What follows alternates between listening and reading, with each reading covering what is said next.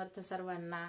तर आता लवकरात लवकर मार्गशीर्ष महिना सुरू होणार आहे आणि या मार्गशीर्ष महिन्यामध्ये आपण सर्व महिला महालक्ष्मीचे गुरुवारचं व्रत करत असतो।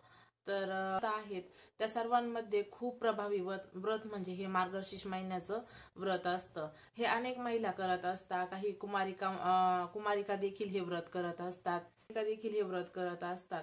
तर ज्या घरामध्ये हे मार्गशीर्ष महिन्याचं व्रत केलं जातं तिथं माता लक्ष्मी अखंड वास करत असते किंवा त्या घरामध्ये तिचं स्थायी स्वरूपामध्ये किंवा ती त्या घरामध्ये स्थिर राहत असते। या व्रताचा खूप अलौकिक महिमा आहे। ज्या महिलांनी खूप दिवसांपासून आहेत बघा, काही महिलांचे तर लग्नाच्या अगोदरपासूनचे हे उपवास असतात। हे खूप प्रभावी व्रत मानलं गेलेलं आहे महालक्ष्मीच्या व्रतांपैकी आणि या व्रताचे खूप छान छान अनुभव देखील खूप महिलांना आलेले आहेत। तर आज या व्रताबद्दलच आपण माहिती बघणार आहोत। तर चला, मार्गशीर्ष महिन्यातील पहिला गुरुवार हा 27 नोव्हेंबरला आलेला आहे। दुसरा गुरुवार हा 4 डिसेंबरला आलेला आहे। तिसरा गुरुवार हा 11 डिसेंबरला आलेला आहे। चौथा गुरुवार हा 18 डिसेंबरला आलेला आहे। तर या 2025 मध्ये आपल्याला 4 गुरुवार मार्गशीर्ष महिन्यातील आलेले आहेत। कधी कधी काय होतं 5 गुरुवार देखील येत असतात, परंतु 2025 मध्ये 4च गुरुवार आलेले आहेत। आपल्याला या गुरुवारच्या व्रताची पूजा मांडणी कोणत्या प्रकारची करायची असते किंवा कशी करायची असते अगदी साध्या सोप्या पद्धतीने दाखवणार आहे। आपल्या घरामध्ये जे साहित्य अवेलेबल असतं त्यामध्येच आपण ही पूजा मांडणी कशी करायची आहे ते बघणार आहोत। तर चला, तर बघा, मी सर्वप्रथम आता इथं दीप प्रज्वलन करून घेतलेला आहे आणि मी इथं अगरबत्ती देखील पेटवून घेतलेली आहे। दीप प्रज्वलन झाल्याच्या नंतर आपल्याला आता बघा, हा मेन म्हणजे ना, हा आपल्याला एक मी कलश भरलेला आहे। बघा, इथे मी नारळाला हा लक्ष्मीचा मुकुट घातलेला आहे। इथं खाली तांब्या होता, तांब्यामध्ये मी पाणी टाकलेलं आहे। एक सुपारी पण ठेवलेली आहे, त्याच्यामध्ये आपल्याला इथं दिसत असतील आंब्याची पाने ठेवलेली आहेत मी 5 पाने। आता सर्वप्रथम एक माहिती देते मी, आता तुमच्याकडे जर हा मुकुट असेल तर तुम्ही ठेवा, मी ठेवलेला आहे म्हणून तुम्ही ठेवलाच पाहिजे असं काही नाहीये। आता मी हे डेकोरेशन साठी केलेले आहे की आपली महालक्ष्मी छान दिसावी असं मला वाटलं म्हणून। तर प्रत्येकाने असं केलंच पाहिजे असं काही नाहीये, ज्याची जशी इच्छा शक्ती आहे तसं तुम्हाला असेल इच्छा तर तुम्ही करू शकता। कधी कधी काही महिला याच्यापेक्षा देखील अजून खूप छान डेकोरेशन करतात। महालक्ष्मीसाठी सेपरेट साडी शिवून घेतली जाते टेलर कडून किंवा आजकाल बाजारामध्ये देखील रेडीमेड साड्या मिळतात, असं पण असतं। पण मी असं एकदम साध्या पद्धतीने केलेलं आहे। इथं माझं नारळ आहे, नारळालाच मी महालक्ष्मीचा मुकुट पण ठेवलेला आहे। अगदी साधी पद्धत दाखवणार आहे मी तुम्हाला। तर मी जास्त व्हिडिओ मोठा होऊ नये म्हणून मी आधीच डेकोरेशन करून ठेवलेलं होतं। आणि इथं जी मूर्ती आहे ही आपली दिवाळीची लक्ष्मीपूजनाला आपण जी मातीची मूर्ती आणलेली होती महालक्ष्मीची, ती इथं मी ठेवून घेतलेली आहे। त्या महालक्ष्मीच्या मूर्तीला देखील मी गजरा घातलेला आहे। ह्या महालक्ष्मीच्या ह्या कलशाला देखील मी गजरा घातलेला आहे।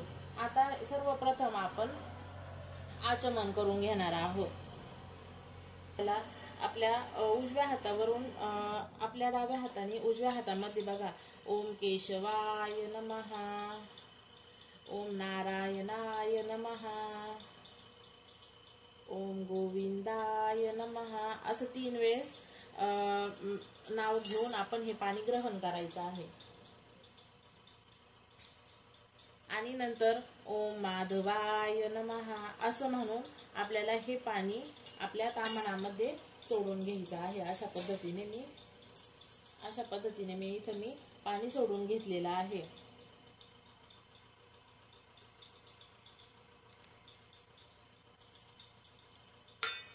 अशा पद्धतीने मी इथं पाणी सोडून घेतलेलं आहे। आता त्यानंतर आपण आचमन झाल्याच्या नंतर आता आपल्याला संकल्प करायचा आहे।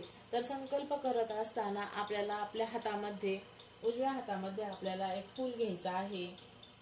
मी अशा पद्धतीने एक फूल घेतलेलं आहे। बघा, इथं आपल्याला त्यावर काही अक्षता ठेवायच्या आहेत आणि आपल्याला पाणी देखील लागणार आहे त्याच्यासाठी। आता मी इथं थोडंसं पाणी टाकून घेतलेलं आहे। बघा, तुम्ही बघू शकता। पाणी टाकल्याच्या नंतर बघा, आता त्याच्यानंतर बघा आता आपल्याला आपलं नाव घ्यायचं आहे. आता मी दाखवते तुम्हाला संकल्प कसा करायचा ते. तर आता आपलं नाव घ्यायचं आहे आणि आपल्या गोत्राचं नाव घ्यायचं आहे. आता समजा बघा आता माझं नाव आहे रोहिणी, तर मग मी असं म्हणेल बघा आता मी रोहिणी. आता गोत्र जर तुम्हाला कोणाला स्वतःचं गोत्र माहीत नसतं भरपूर जणांना, तर तुम्ही म्हणू शकता मी काश्यप गोत्र आहे म्हणून, असं म्हणू शकतो आपण. तर मग प्रत्येक जण म्हणू शकतो माझं गोत्र काश्यप आहे म्हणून. तर मग बघा मी रोहिणी, गोत्र काश्यप, मी घरात सुख. आता असं आपण हात समोरच ठेवायचा आहे. असं मी घरात सुख शांती समृद्धी नांदण्यासाठी मी हे महालक्ष्मीचे व्रत करत आहे. हे महालक्ष्मी माते तू माझ्या घरामध्ये चिरकाळ स्वरूपामध्ये वास कर, असं आपण देवीला मनोमन प्रार्थना करायची आहे. आणि त्यानंतर आपण हे पाणी किंवा हे फूल वगैरे अक्षता ह्या ताम्हणामध्ये असे सोडून द्यायचे आहेत. अशा पद्धतीने सोडायचे आहे. आता हातावर जे आपल्याला चिकटलेले तांदूळ वगैरे असतात बघा, पाण्यामुळे चिकटलेले असतात, तर असं परत पाणी घ्यायचं थोडंसं आणि असं त्याच्यामध्ये सोडून द्यायचं. आता आपला हा संकल्प झालेला आहे. आता आपण ही डिश बाजूला ठेवू. आता आपल्याला सर्वप्रथम बघा आपली कुठली पण पूजा असो किंवा आपली कुठली पण आपला कुठलं पण व्रत असो, आपल्याला सर्वप्रथम आपल्याला पूजा करायची असते ती गणपती बाप्पांची. तर आता मी इथं गणपती बाप्पांना अभिषेक करून घेते. आता बघा तुम्हाला दिसते ना. हो, तर बघा माझ्या हातामध्ये आता इथं मी इथंच ठेवते तुम्हाला दिसण्यासाठी. तर इथे मी गणपती बाप्पांची मूर्ती घेतलेली आहे. तर हे बघा, ओम गंग गणपतये नमः, ओम गंग गणपतये नमः, ओम गंग गणपतये नमः. अशा पद्धतीने आपल्याला गणपती बाप्पांच्या मूर्तीवर अभिषेक करून घ्यायचा आहे. रास करून घेणार आहोत. तांदळाची रास अशी करून घ्यायची गोल. त्यावर आपण आता इथं गणपती बाप्पांना स्वच्छ पुसून घेणार आहे. त्यानंतर मग आपण इथं गणपती बाप्पांना ठेवून देणार आहोत. अशा पद्धतीने गणपती बाप्पांना आपण ठेवून दिलेला आहे. आता त्यांच्या जागेवर ठेवलेला आहे. आता बघा आपण सर्वांना आता अगोदर आपण इथं दिव्याला पण मी फुल वाहून घेते. इथं बघा आता मी गणपती बाप्पांना देखील फुल अर्पण करून घेणार आहे. इथं महालक्ष्मी मातेला देखील फुल अर्पण करून घेणार आहे. आणि आता सर्वांना फुल अर्पण करणार आहे. या महालक्ष्मीच्या कलशाला देखील फुल अर्पण करणार आहे. अशा पद्धतीने हे झाल्याच्या नंतर आता आपल्याला सर्वात महत्वाचं म्हणजे गणपती बाप्पांना आपल्याला गुळ खोबऱ्याचा नैवेद्य दाखवायचा असतो. तर मी आता इथं गुळ खोबऱ्याचा नैवेद्य गणपती बाप्पांना दाखवून घेतलेला आहे. आणि आता मी इथं महालक्ष्मी मातेला बघा मी इथं ह्या वाटीमध्ये दूध घेतलेलं आहे. त्यामध्ये मी साखर घातलेली आहे. थोडीशी साखर टाकायची आहे आणि त्याच्यामध्ये मी तुळशीचं पान देखील ठेवलेलं आहे. मी आता हा नैवेद्य महालक्ष्मी मातेला ठेवून घेणार आहे. सर्वांना माहित आहे महालक्ष्मीला आपल्याला ज्या ज्या अत्यंत प्रिय गोष्टी आहेत त्या देखील आपल्याला इथे पूजा मांडणीमध्ये ठेवायच्या आहेत. तर महालक्ष्मीला प्रिय आहे अत्यंत शंख प्रिय आहे महालक्ष्मी मातेला. महालक्ष्मी मातेला अजून आपल्याकडे असणारी जी कमळगट्ट्याची माळ आहे ती दिसते तुम्हाला. तर ही कमळगट्ट्याची माळ देखील महालक्ष्मी मातेला अत्यंत प्रिय आहे. ही देखील आपल्याला इथं ठेवायची आहे. त्यानंतर आपण महालक्ष्मी मातेला हे जे वटी भरण्याचं सामान असतं बघा आपल्याला बाजारामध्ये मिळून जातं, हे देखील आपण इथं ठेवणार आहोत. तर हे महालक्ष्मीचं वटीचं जे सामान आहे वटी भरण्याचं, तर ते तुम्ही दुसऱ्या गुरुवारी किंवा चौथ्या गुरुवारी ठेवलं तरी चालतं. प्रत्येक गुरुवारी ठेवलंच पाहिजे असं काही नाहीये. परंतु मी आता आज व्हिडिओसाठी तुम्हाला दाखवलं आहे का अशा पद्धतीने आपल्याला वटी भरण्याचं सामान ठेवायचं असतं म्हणून. आणि त्यानंतर आपण महालक्ष्मीच्या पूजनामध्ये आपल्याला फळांचा देखील नैवेद्य ठेवणं खूप गरजेचं असतं. तर फळ बघा मी हे देठासह घेतलेले आहेत. तर आपल्याला ते देखील इथं अर्पण करून घ्यायचे आहेत. त्यांना देखील मी आता इथं फुलं अर्पण करून घेते. फळांना हे वटी भरण्याचं मी जे सामान ठेवलेलं आहे याला सर्वांना आता मी इथं फुल ठेवून घेणार आहे अशा पद्धतीने. आणि या महालक्ष्मीच्या व्रतामध्ये आपल्याला सर्वात महत्वाचं असतं ते महालक्ष्मीचं बघा हे पुस्तक मिळत असतं. हे सर्वांना माहित आहे. आपल्याला बाजारामध्ये देखील हे पुस्तक मिळत असतं. तर याच्यामध्ये महालक्ष्मीचे व्रत कथा आहे, ऐश्वर्य मिळवण्यासाठी महात्म्य, पूजा विधी, याच्यामध्ये सगळं सांगितलेलं आहे. पूजा कशी करायची, परत याच्यामध्ये कहाणी पण आहे, महालक्ष्मी देवीची कहाणी देखील याच्यामध्ये सांगितलेली आहे. तर बघा, ज्यांना माहीतच नसतं पूजा कशी मांडायची, त्याच्यामध्ये हे बघा इथे दिलेलं आहे पूजेची मांडणी म्हणून पण दिलेलं आहे. इथं महालक्ष्मी देवीची कहाणी देखील सांगितलेली आहे. अशा पद्धती म्हणजे काही नाही, 10-15 मिनिटांमध्ये हे पुस्तक वाचून होतं. तर अगदी साध्या सोप्या पद्धतीने आहे. इथं ना खाली महालक्ष्मी महात्म्य देखील दिलेलं आहे. आपण त्या महालक्ष्मीचं महात्म्य हे वाचायचं आहे. त्याच्यानंतर आपल्याला हे पुस्तक वाचून झाल्याच्या नंतर महालक्ष्मी अष्टकम देखील वाचायचं आहे बघा. आणि याच्यामध्ये पण दिलेलं आहे ओम ऐं श्रीं महालक्ष्मी नमः या मंत्राचा आपल्याला 108 वेळा जप करायचा आहे. कोणता मंत्र आहे तो?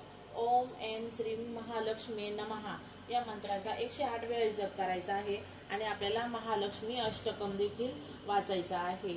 आणि त्यानंतर आपल्याला हे पुस्तक वाचायचं आहे. हे पुस्तक वाचायचं झाल्याच्या नंतर आपल्याला आरती कोणाची करायची आहे? तर आपल्याला गणपती बाप्पांची आरती करायची आहे. त्यानंतर मग आपल्याला महालक्ष्मीची आरती करायची आहे. अशी अगदी साध्या सोप्या पद्धतीने ही पूजा मांडणी आहे.